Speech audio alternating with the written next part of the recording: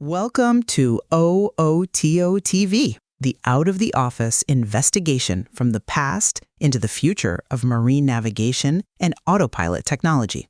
This time, we're discussing requirements specification for marine navigation and piloting tool for both inshore and offshore global navigation. I am Lieutenant Colonel Collingswood, and my perspective is that this blueprint, it must prioritize seamless, real-time, highly digital integration. That's really the engine for global efficiency and, ultimately, optimized autonomous travel. And I am Major Sergeant Corumwell. Now, I certainly acknowledge the inevitability of this digital future, but I believe our focus needs to be maybe slightly different. For me, the requirement specification has to be fundamentally rooted in resilience and fail-safe protocols. We have to recognize that, regional variations and the persistent element of human fallibility, they mean pure technological optimization is often limited by real-world risk. And the RS, the specification, it must account for that. Right. But this is the critical blueprint for the intelligent vessel of tomorrow, Cornwall. So today, we'll examine how this comprehensive specification, and let's call it the RS for short, it needs to be structured around three essential categories: audience needs, technical capabilities, and of course, safety and regulation. We'll explore why things like real-time sensor integration and continuous evolution aren't just, nice to haves, but mandatory requirements for global operations. Okay. So to begin, we really must establish the fundamentals of structure. The formal mandate, as it were, states that requirement specification for marine navigation and piloting tool for both inshore and offshore global navigation must be clearly defined in a step-by-step manner, and it has to meet three primary categories: audience needs, technical requirements, and safety regulations and restrictions for travel. This provides the necessary clarity for development and, importantly, compliance. I suppose I come at it from a slightly different angle. While that three-part structure gives it a kind of organizational neatness, sure, the specification writer has to immediately confront the chaos of reality. Look, the requirement specification for marine navigation and piloting tool for both inshore and offshore global navigation vary by region, size, and type of vessel, and local laws and situations, weather, events, and tradition. I mean, just think about GMDSS, the Global Maritime Distress and Safety System. Its requirements change dramatically depending on the sea area, A1 through A4. Or take classification rules for something complex like an FSRU, a floating storage regasification unit. They have to adapt to its specific operating profile. You can't mandate uniformity across the board. Okay, that's a compelling point regarding, let's call it, operational heterogeneity. But the power of the digital RS, I think, is its ability to manage that very heterogeneity, precisely because the inputs can be standardized, even if the contexts differ. So let's focus for a moment on the user interface. That's the gateway, right? The gateway to managing all that varied data. So the question becomes, how can marine navigation and piloting systems for both inshore and offshore global navigation provide a high-quality experience for the user? Well, the answer, in my view, it's synthesis and clarity. We must mandate the integration of data onto a seamless display, specifically thinking about the conning information display, the CID. The CID presents the state and value of, basically all the relevant sensor inputs, from GPS right through to propulsion orders, all in one coherent place. That, to me, is the definition of a high-quality, high-efficiency experience. And when bridge equipment adheres to strong ergonomic design standards, we enhance that human-machine dialogue significantly, reducing cognitive load. Okay, I hear you on clarity, but I'm sorry, I don't buy that the quality of experience is paramount over fail-safe operation. Clear displays are necessary, absolutely, but if the RS focuses too heavily on providing a high-quality experience, it risks neglecting the fundamental technical mandate, which is to overcome human fallibility. Consider the Scott-Explorer collision. The master, alone on the bridge, got distracted, failed to notice a zero closest point of approach. The investigation later found, well, a lack of proper lookout and frankly poor bridge resource management, BRM. So our RS must mandate robust alarms and autonomous checks. These function as a digital safety net, you see? Ensuring the system intervenes when human assertiveness, which BRM tries to train but sometimes fails, ultimately falls short. I acknowledge the necessity of that rigor, yeah, and those critical autonomous checks are vital, but if our requirements only reflect past failures, we risk failing to mandate the truly innovative, speed-enhancing capabilities that are needed for global competitiveness today. The rigor you demand, I believe, is housed within the technical requirements section, which absolutely must push the boundaries. Technical elements, data integration, and real-time connectivity. Okay, let's try and define the technical engine that powers these modern systems. So what are key elements for a requirement specification for marine navigation and piloting tool for both inshore and offshore global navigation? Well, the core element, it has to be real-time data synthesis and integration. The RS absolutely must mandate the incorporation of existing databases. Charts, maps, noting passages, channels, obstacles, depths, traffic, weather. And critically, it must specify that it updates maps and course in real time using satellite and real-time data from the boat sensors of GPS, depth, speed, currents, fuel, and desired course, and ETA. Look at the requirement for electronic navigational charts, ECDIS. These aren't just digital maps. They're official vector charts, ENCs, offering multiple layers, selective display, customization, seamless data continuity, and crucially, the RS mandates anti-grounding warnings based on safety contours. That's a technical safeguard just impossible with passive traditional methods. That is absolutely necessary. Lieutenant Colonel Collingswood, I agree. But the navigational output is only as strong as the integrity of the data input, isn't it? We need really granular technical requirements for the internal vessel sensors feeding this piloting tool, especially those related to performance optimization. The RS has to detail the precision that's necessary. For instance, the system must integrate highly accurate fuel data. We're talking about flow measurement systems providing, say, 0.1% accuracy, delivering specific fuel oil consumption, or SFOC data. That's key to optimizing routing and ensuring compliance. And the requirements also govern navigational sensors.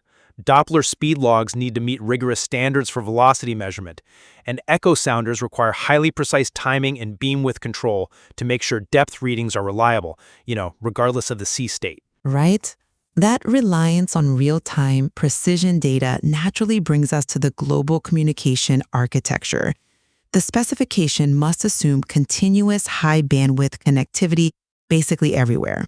So therefore, we have to ask the question, can we connect to both Starlink type of satellite systems and use library data to relay time, update new geographic region, and new weather data for marine navigation and piloting tool for both inshore and offshore global navigation? Well, the technical feasibility for this kind of massive upgrade, it's actually already established, Cormel, using current maritime architecture. Think about it. The GMDSS framework already relies on automated ship-to-shore communication via Inmarsat satellites. Existing systems like Globe I-250, Fleet Broadband, they already manage communications globally and support things like wireless asset management for container tracking. For high-precision positioning correction, we utilize DGPS, and the concept of Wide Area Differential GPS, WGPS, is already transmitted via Inmarsat for global correction broadcasts. Even navigational and meteorological warnings, MSI, they're provided globally through Navtex and the WWNWS. The framework isn't just ready for new, higher bandwidth satellite systems like Starlink. Frankly, it demands them to achieve true real-time fidelity. Okay, that's a compelling technical overview, Lieutenant Colonel Collingswood. But here's my, let's say, 10% contrary view again. The enthusiasm for connectivity, it has to be immediately balanced by requirements mandating resilience and data integrity. Even the accuracy of GPS, which is the foundation of all these systems, right? It can be compromised by factors like dilution of precision, DOP, and potential satellite clock errors. So when we mandate continuous data streams for autonomous checks and optimized routing, the RMS must also mandate strict cyber assurance for every single smart component. Lloyd's Register, for example, has already developed type approval systems specifically for cyber-enabled components. That's to ensure system integrity against threats that are now, well, commonplace in the harsh marine environment. If the data isn't trustworthy, the entire piloting system is basically useless. You're listening to OOTO TV with research by author Paul Bulow. Safety, regulation, and continuous evolution. Right, trustworthiness and resilience, then, they must be married to continuous evolution. This specification, it's not a static document. It's really a living contract. The formal requirement states that requirement specification for marine navigation and piloting tool for both inshore and offshore global navigation are updated and evaluated on an ongoing basis. Why? To incorporate needs and desires for new features and benefits, and critically, changes to existing regulations and requirements for marine travel. And we see this evolution constantly, driven by efficiency and increasingly the environment. Look at new propulsion rules, like hybrid tug designs integrating smaller engines and batteries for economical and eco-friendly ECA, emission control area operations.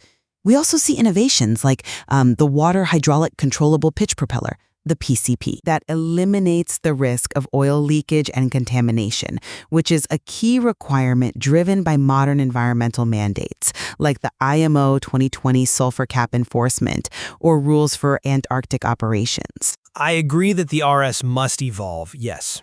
But often the most urgent requirements, they're born out of tragedy, out of the painful revelation of regulatory gaps. We have to ground this necessity for continuous updates in hard-won lessons. Take the El Faro investigation. That incident highlighted a critical gap. Dry cargo vessels, unlike passenger ships, lacked a requirement for bilge high-level alarms in spaces susceptible to flooding, like the cargo hold. Future specifications must evolve to fill these gaps, mandating, say, retrofitting high-level alarms in large, remote, or critical spaces to prevent a similar catastrophic slow-motion failure. Similarly, stability calculation systems within the RS have to be revised following NTSB findings about the dangers of counterbalancing in ro-ro vessels with wet decks and shifting cargo. So the updates, well, they are often reactive, unfortunately, but they are absolutely necessary. That necessity for continual regulatory improvement is precisely what drives the technical frontier, Major Sergeant Cormuel. The RS has to be written to push toward truly intelligent vessels, not just compliant ones. Classification societies like Class NK, for instance, are focusing their R&D roadmaps heavily on IT things like AI, image processing, data analysis, and they're developing revolutionary technology, using drones and robotics for survey innovation. The requirement of the future isn't simply to comply with today's rules, but to create systems that can learn, anticipate, and manage risk autonomously. That's where the specification needs to lead. Okay, so to sort of synthesize our discussion here, the complexity of crafting this functional requirement specification for a modern global navigation tool, it's immense. It really is a deeply interconnected framework. It has to seamlessly integrate global positioning like GPS, DGPS, maybe even alternative systems like Lorentz C. It needs mandatory communication systems like GMDSS and Navtex. It requires real-time vessel health and efficiency data, SFOC analysis, engine performance monitoring, and layers of embedded safety protocols such as those crucial ECDIS anti-grounding features. This massive integration effort, it seems to me, is driven by two masters: maximizing economic efficiency through optimization, like we see with Navtor or Wurtzel digital platforms, and maintaining absolute regulatory compliance and safety standards. Yeah, I think our investigation has really illuminated three critical intersections that define the trajectory of the maritime RS. First, the push toward autonomous capability is definitely real. We have to mandate requirements that enable things like route optimization and genuine workload reduction for the human crew. That's driven by efficiency demands. Second, environmental mandates are now operational imperatives. They're shaping the requirements for everything from Tier 4 engine compliance to propulsion methods like those water hydraulic systems we mentioned. And third, maybe most critically, the requirement for data integrity is paramount. The RS must rigorously specify cyber assurance and robust, high-precision sensor data input. That's essential to prevent catastrophic failures, which are inherent risks in these highly connected, often risk-tolerant operational environments like continuous liner service schedules. My final takeaway, then, is that the specification for this piloting tool must maintain a certain intellectual humility, perhaps. Technical innovation moves incredibly fast, but regulation and the necessary assimilation of lessons learned from failures, well, that's often slow. We have to continually adhere to the mandate that this requirement specification must be constantly updated. It needs to reflect not only the technological advancements, but also, crucially, the necessary regulatory changes that are often born from these hard-won, real-world maritime incidents. And this really leaves us with an open question for the listener, doesn't it? Given the rapid acceleration of intelligent vessel technology and the expanding legal framework we've defined in this RST, how do we ensure that the required human skill sets, the ability to actually utilize these complex ECDS systems effectively, exercise strong bridge resource management, and the regulatory frameworks themselves, especially concerning things like remote control and cybersecurity, how do we ensure they are truly keeping pace with the technical possibilities we are defining right now? That is the ultimate balance, isn't it? The one we must strike to ensure both safety and progress. You're listening to OOTO TV with research by author Paul Bulow.